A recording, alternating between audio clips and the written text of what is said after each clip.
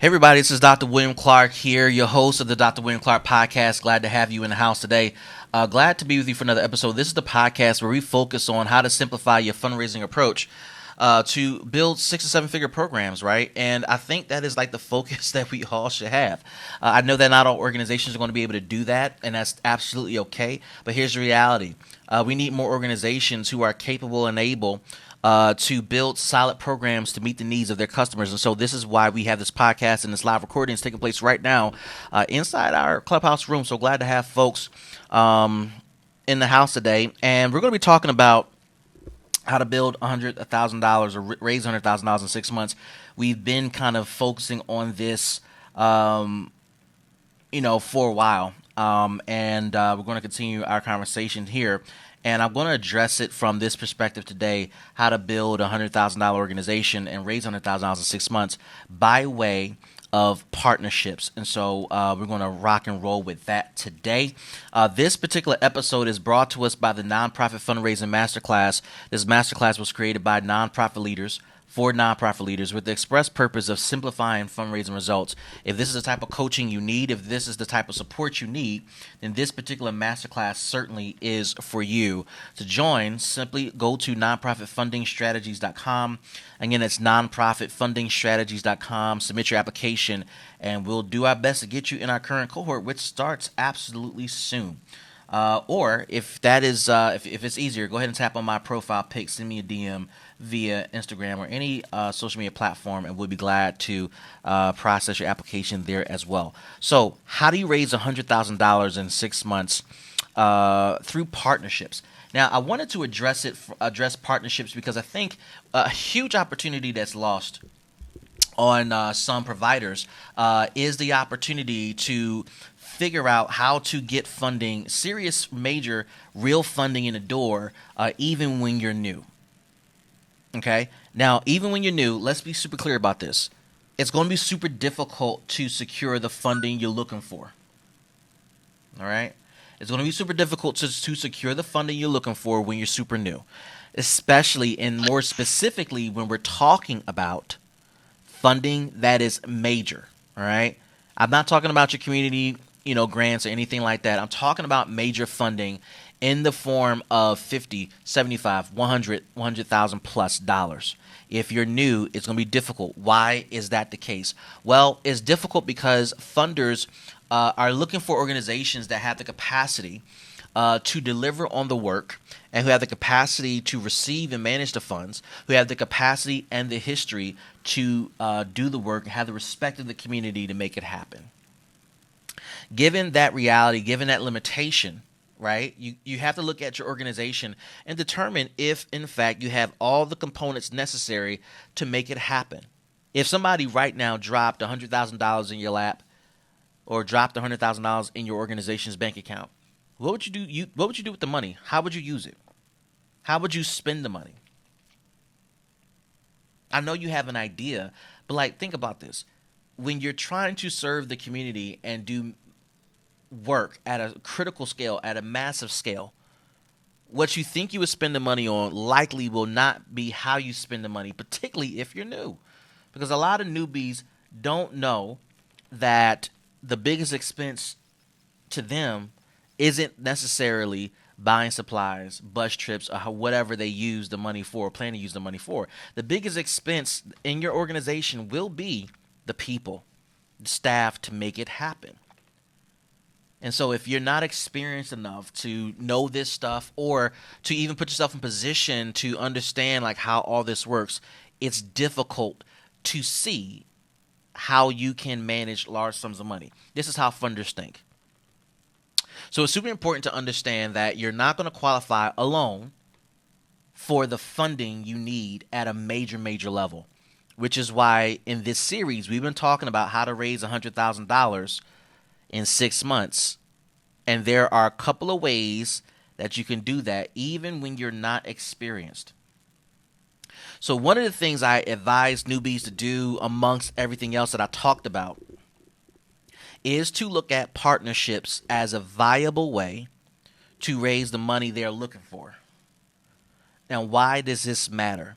Partnerships are super important because partnerships actually gives you the inroad you're looking for to make the impact that you desire to have within your community. Think about it. When you show up to a particular event, when you show up to the community with a partner who has a reputation, who has the background, who has the experience that is respected amongst multiple parties, how does that change how people view you? How does that change how people treat you? How does that change how people approach you? How does that change how people address you?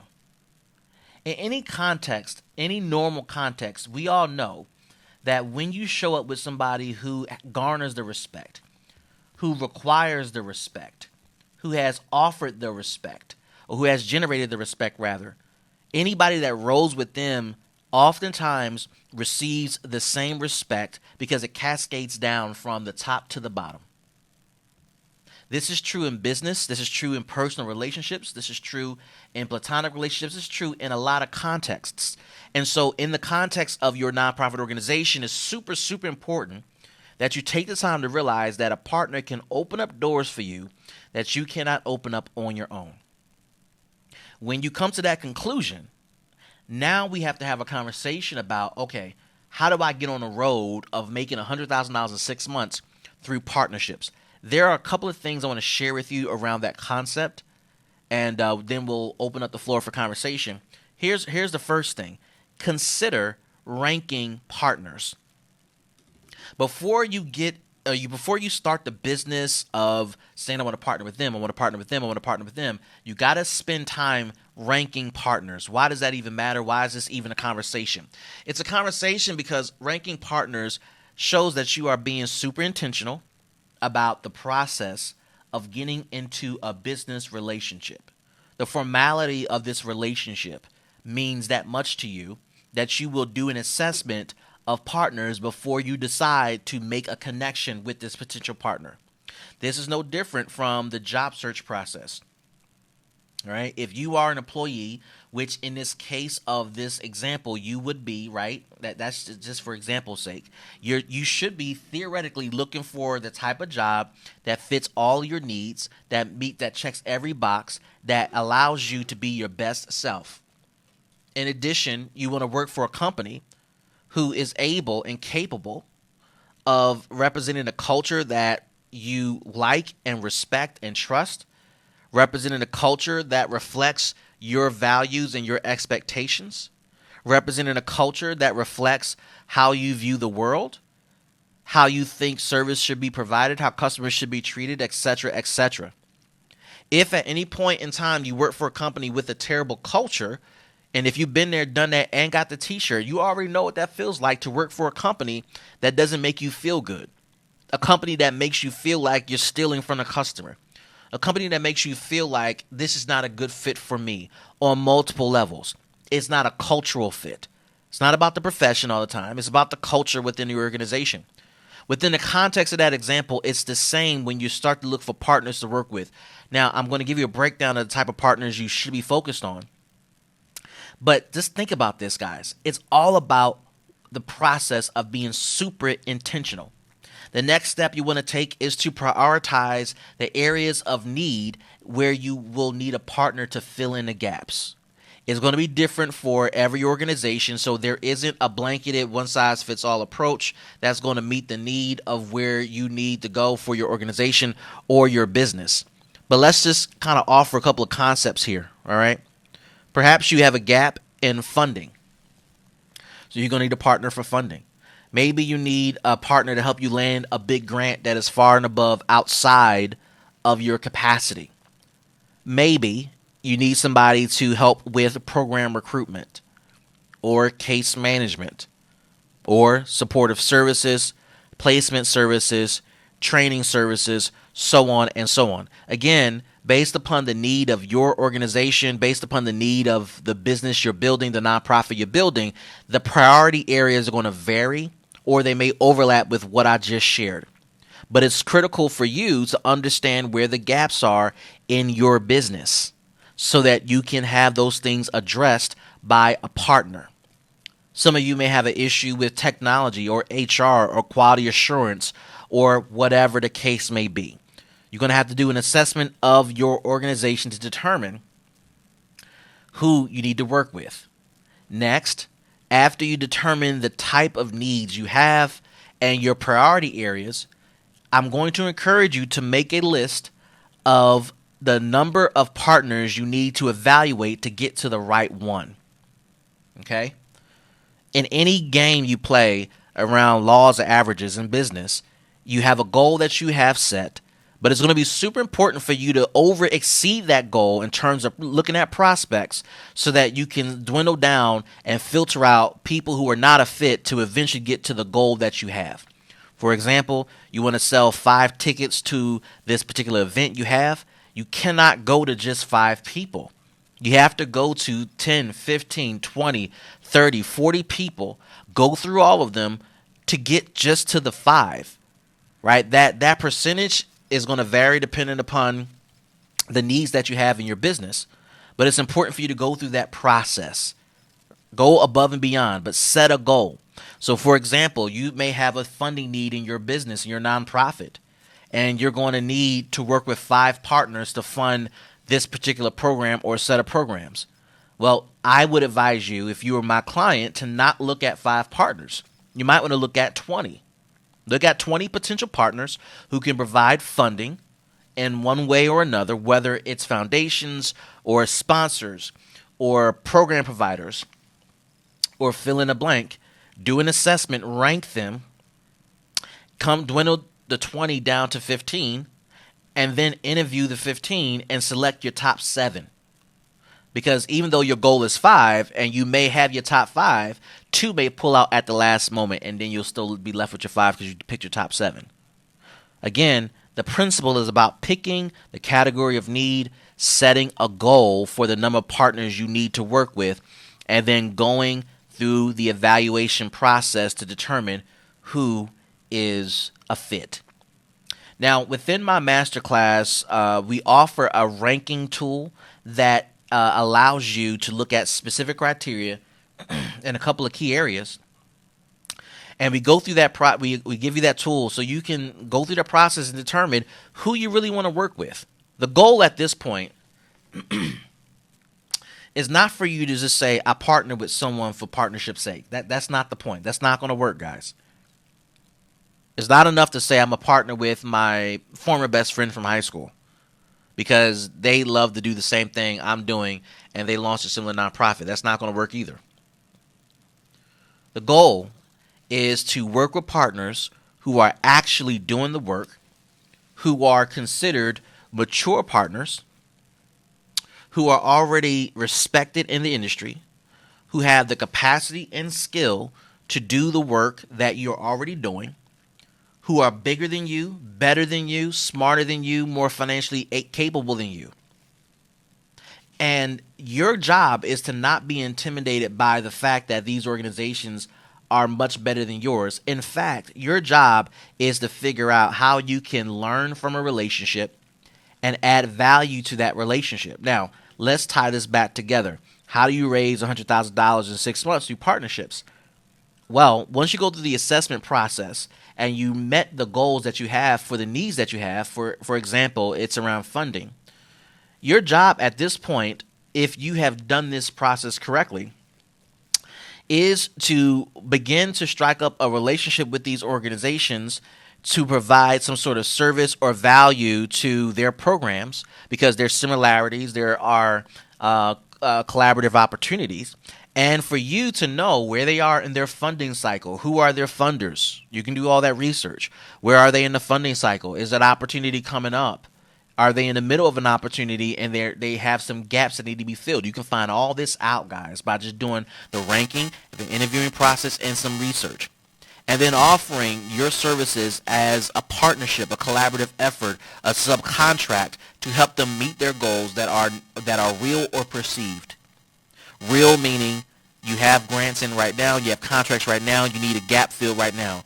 Perceived meaning we're thinking about a grant opportunity or we haven't been exposed to a grant opportunity and we can go after it together.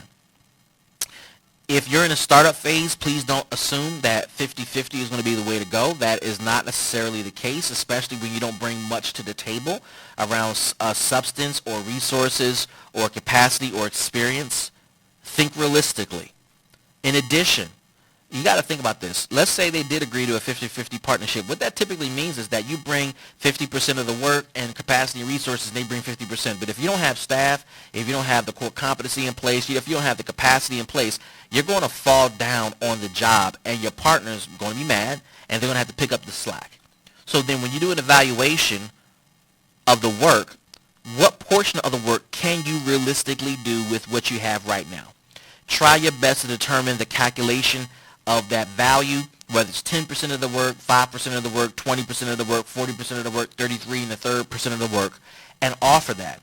In some cases, it might be healthy to offer less than what you can do so that you're not overwhelmed, so that you don't misstep or offer things you can't do. What you don't want to do is offer a partnership support service to a potential partner and not be able to come through.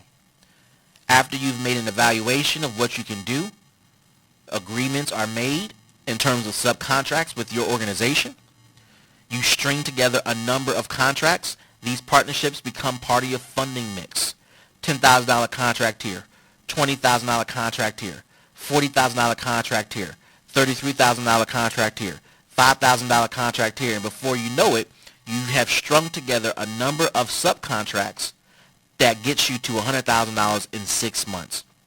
The other benefit to this, and we'll transition to the audience at this point, is that you now have access, purview, and exposure to major funders who are now noticing you in ways that they would not have before. You're learning from a partner who's bigger, better, badder than you, and you get to get better at your craft. You also get to add value in a niche boutique way that was never considered before, but you also get to mix your niche offering and contributions with the standards of the industry, because those things do matter as well.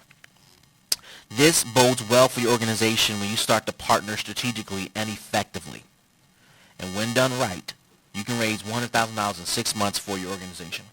With that being said, let me quickly reset the room. My name is Dr. William Clark, the host of the Dr. William Clark podcast. Welcome to the live recording of the podcast.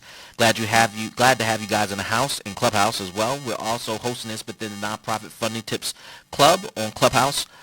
We are brought to you by the Nonprofit Fundraising Masterclass. This masterclass has been created by nonprofit leaders for nonprofit leaders with the express purpose of helping you simplify your fundraising approach.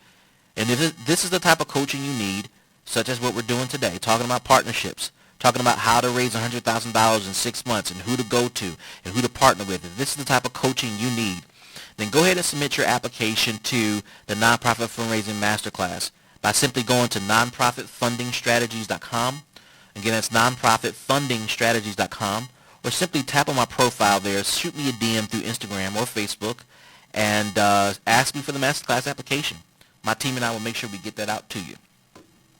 With that being said, we're going to pause and invite Nichelle to come to the stage. Nichelle, welcome to the stage. What are your thoughts or questions about this topic, how to raise $100,000 from partnerships?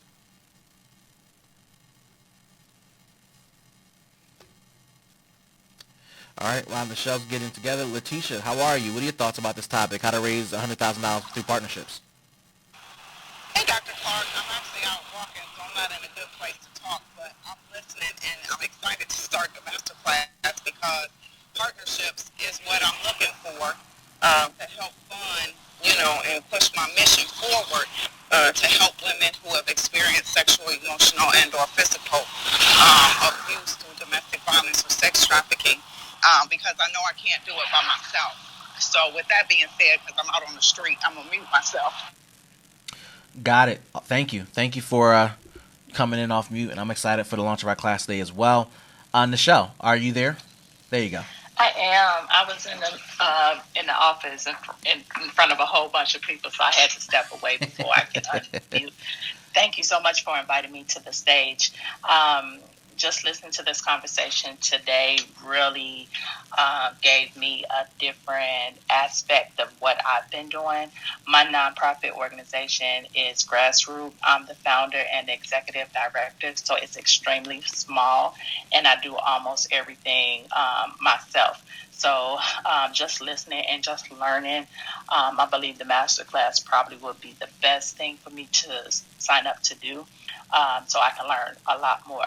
I do have some partnerships that I have with some of, I'm from the city of Chicago, so the city of Chicago has a park district that I've partnered with, and I've also partnered with the Chicago Public Libraries. My nonprofit organization is a youth based arts-based organization, and we provide young people with scholarships between the ages of 14 and 24 who are inspiring artists. And we also make sure that we provide free workshops for the youth. I have not been funded at all by any grants or anything government, or not even small grants. Everything we've done in-house and through a benefit concert and a couple of small little dinners. Okay. So, well, one, thank you for being a part of the conversation today. Um, when you heard the conversation today about partnerships, what do you think are the right next steps for you and your organization to identify the right partners that can get the funding you need in house? I think with the partnerships that I have currently, they don't serve that purpose. And that's why I said, listening to the conversation today, not that I don't need those partnerships with the Park District and with the Chicago Public Library, but I need a different type of partnership with different orgs that have I don't know if it's like a like or a similar goal as I have for my organization. I think that would be best. Just lining up the things, and like you said, to be able to rank. And I haven't had an opportunity to rank. I know a lot of different. Also, like one thing that you did say, I stepped away from my notes. I'm sorry. One thing that you did say is like there's another youth organization in the city that kind of opened their arms to me and kind of helped me out with what we were doing. I have a great partnership with them, and so I think I need to utilize more what I do or what I ask of them, because they're very willing to help. Okay. And then, based upon what you did here today, how can I help you move the needle forward in terms of identifying the right partners, working with the right partners, making sure you're selecting partners that are a fit for what you're building? I'm not sure. I just know that right now I'm in a place that I'm really frustrated. My org has been around since 2017. It actually started because of the death of my son. He was a hip hop artist here in Chicago, and he did everything with his music and his arts, and a lot of the programming that he attended was not in the area where we lived at. He had to go out to our downtown area or some other areas of the city, and I wanted to make sure that youth that were in the area that he grew up in, or in my neighborhood, that had the same type of opportunities.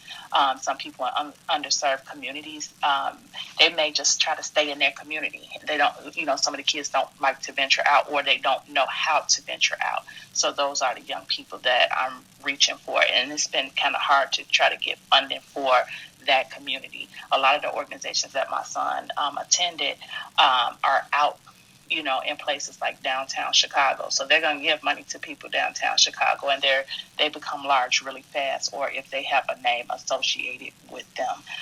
So I'm just trying to figure out how to, just keep building for my org and to be able to help the young people in the community that I'm from.